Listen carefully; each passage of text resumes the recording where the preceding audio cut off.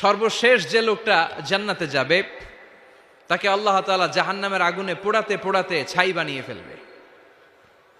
আল্লাহ বলবেন, জিব্রাইল যাও একটু দেখো, একটা মাত্র সেজদা দিয়েছে আমাকে, এরকম কাউরে পাওয়া যায় কিনা। বাটি চালান দিয়ে দেখো পাওয়া যায় কিনা।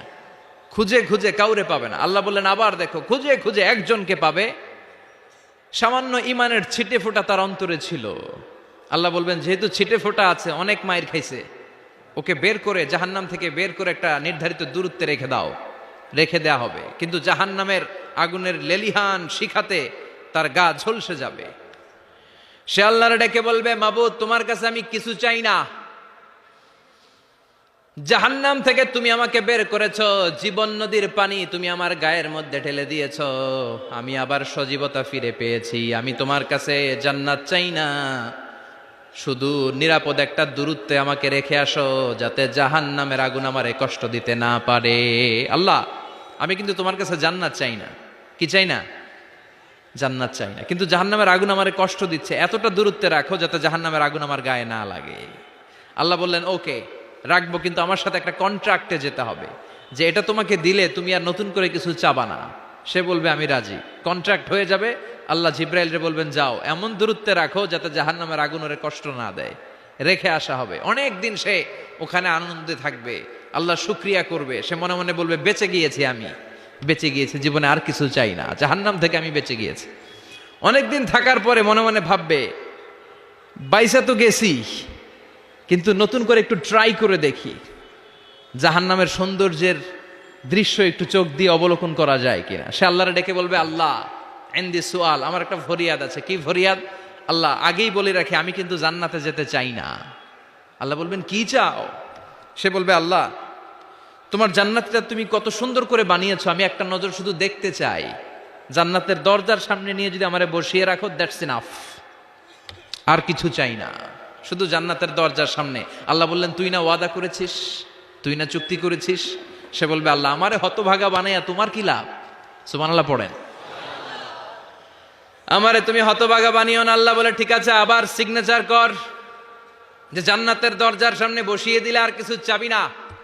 সে সিগনেচার করে বলে, আমি চাবো না। আল্লাহ বললেন, জিব্রাইল বেচারারে ধরে জান্নাতের গেটের সামনে বসায় দে। এবার জান্নাতের গেটের সামনে বসে বসে জান্নাতের সৌন্দর্য দেখা শুরু করবে। সুবহানাল্লাহ। এমন সৌন্দর্য যেটা চোখ দিয়ে কেউ দেখে নাই, কান দিয়ে শোনে নাই। ওই সৌন্দর্য চোখে দেখে, কান দিয়ে আওয়াজ শোনে, মাগার ভোগ করতে পারে না। অন্তরে জ্বালা আছে না নাই? এয়ার কন্ডিশনের রুমে ঢুকতে না পারলেও, এয়ার কন্ডিশনের রুমের দরজার বাইরে দাঁড়ালো, এয়ার কন্ডিশনের রুমের একটা ঠান্ডা বাতাস গায়ে লাগে না? কথা বলেন তো। ও যখন জান্নাতের দরজার সামনে দাঁড়াবে, ওর গায়েও এরকম জান্নাতের ঠান্ডা বাতাসের হিমেল ছোঁয়া গাটাকে শীতল করে দিবে। ওই শীতল হয়ে যাওয়ার পরে আর তো সহ্য হবে না, আবার আল্লাহরে ডাকবে। মনে মনে ভাববে, আর একটু ট্রাই করি না, দোষ কি, আস্তে আস্তে অনেক দূর তো আগাইছি। সুবহানাল্লাহ কইবেন না? এবার আল্লাহরে বলবে, আল্লাহ ইনদি সুআল, আল্লাহ তুমি যদি কোনো বিষয়ে নতুন করে ডিসিশন নাও, তোমারে জিজ্ঞেস করার মতো কি কেউ আছে? আল্লাহ বলে, না, আমি তো সব রাজার বড় রাজা, মহারাজা, আমার উপরে তো কারো কথা চলে না। ওই হতভাগা লোকটা বলবে, আল্লাহ এত সুন্দর জান্নাত তুমি বানালা, চোখ দিয়ে সৌন্দর্য দেখি, কান দিয়ে আওয়াজগুলো শুনি, হুর আর গেলমান হেঁটে বেড়ায়, এত সুন্দর জান্নাত চোখ দিয়ে দেখি, ঢুকতে পারি না, আমারে কষ্ট দিয়ে তোমার কি লাভ? ও আল্লাহ, আমারে তুমি মাফ করে দাও, জান্নাতের চিপার মধ্যে এক কর্নারে তুমি একটু আমারে জায়গা করে দাও। আল্লাহ বলবেন, ওয়াই হাক ইয়াবনা আদম, তোর ধ্বংস হোক হে আদম জাত, মা আগদারাকা, তোর চেয়ে বড় গাদ্দার আমি আমার সৃষ্টিকুলে কাউরে দেখি নাই, কারণ তুই আমার সাথে চুক্তি করিস আর চুক্তি ভঙ্গ করিস। আল্লাহর রহমতের দরিয়ায় তখন জোশ খেলে যাবে, ওর আকুতি মিনতি চাহনি আল্লাহর রহমতের দরিয়ার মধ্যে জোশ লাগিয়ে দিবে। আল্লাহর দয়া হয়ে যাবে, মায়া হয়ে যাবে। আল্লাহ বলবেন, ঠিক আছে জান্নাতে যা। লোকটা এবার এক দৌড়ে জান্নাতের ভিতরে ঢুকে যাবে। লোকটার দৌড় দেখে আবার লোকটারে আল্লাহ ডেকে বলবে, একটু দাঁড়া, একটু দাঁড়া, জান্নাত তো দিছি, তো দৌড় দিলি কেন? সুবহানাল্লাহ কইবেন না? লোকটি বলবে, আল্লাহ প্ল্যান তো আমি কম করি নাই, এত চেষ্টার ফলে আমি আসতে পারছি, আবার যদি তুমি বাইর করে দাও, এই জন্য এক দৌড়ে এমন চিপার মধ্যে লুকামো যাতে তুমি আমার না দেখো। আবার আল্লাহর রহমতের দরিয়ায় জোশ খেলে যাবে, আল্লাহ কাছে ডাকবে, কাছে আয়, ও গোলাম তোর কি মনে চায় আমারে বল, আজকে তুই চাইতে থাক, আমি দিতে দিতে তোর মনের সব আশা পূরণ করে দেব।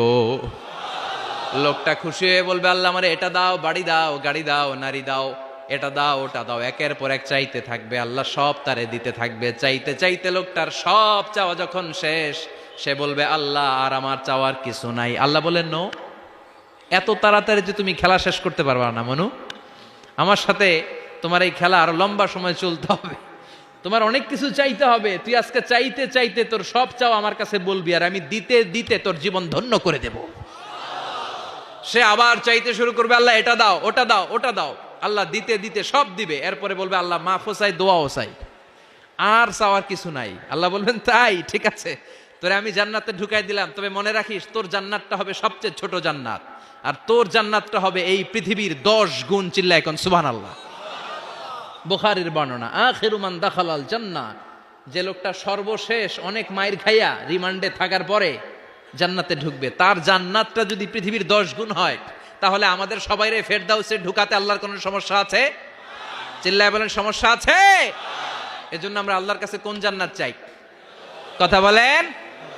রব্বুল আলামিন বলেন, ওয়াসিকাল্লাযীনা ইত্তাকাও রাব্বাহুম ইলাল জান্নাতি যুমারা হাত্তা ইযা জাউহা ওয়া ফুতিহাত আবওয়াবুহা ওয়া ক্বালা লাহুম খাযানাতুহা সালামুন